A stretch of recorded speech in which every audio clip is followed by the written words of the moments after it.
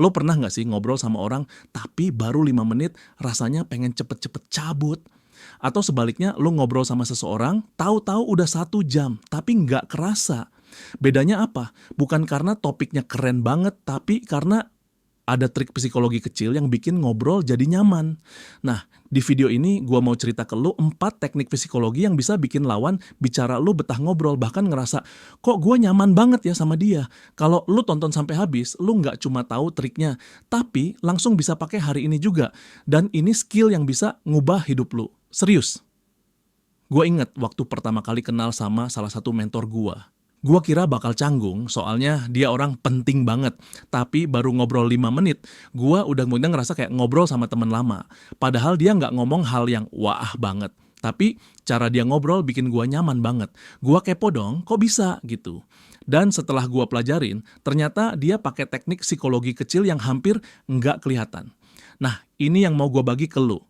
Teknik pertama, mirror dan match. Ini simple. Lo nyamain bahasa tubuh, intonasi, dan kecepatan ngomong lawan bicara lo, tapi pelan-pelan, jangan lebay. Misalnya dia nyender, lo nyender juga. Dia ngomongnya santai, lo ikut santai. Otak manusia tuh secara nggak sadar suka sama orang yang mirip sama dia.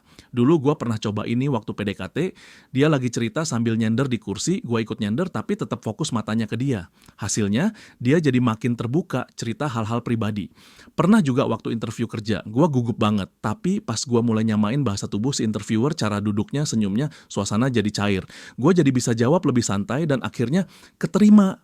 Teknik kedua, the name effect.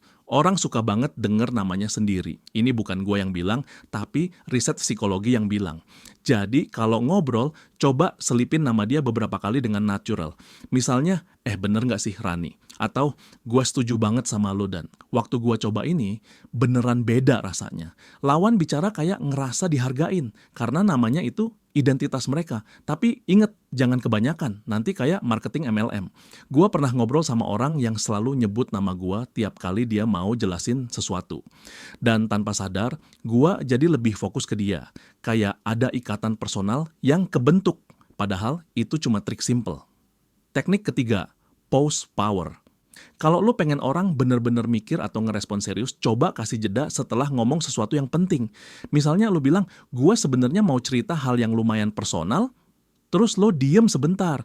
Otak mereka bakal ngisi jeda itu dengan perhatian penuh. Teknik ini sering dipakai sama pembicara profesional biar pesan mereka lebih nempel. Gue pakai ini waktu ngobrol sama temen yang lagi curhat.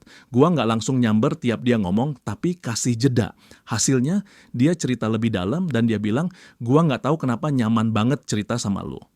Teknik keempat, the compliment sandwich. Kalau mau kasih kritik, selipin di antara 2 pujian. Contoh, lo sebenarnya pinter banget nyusun ide, mungkin kalau lo tambahin data bakal lebih kuat. Tapi gue salut nggak sama cara lo ngejelasin yang sederhana. Hasilnya, kritik lo nggak bikin defensif, malah bikin dia ngerasa diperhatiin. Jadi 4 teknik psikologi ini, mirror and match, the name effect, pause power, dan compliment sandwich, bisa bikin ngobrol lo lebih nyaman, nyambung, dan bikin orang inget sama lo. Mulai praktek dari sekarang. Karena komunikasi yang baik itu bukan bakat, tapi skill yang bisa lo latih.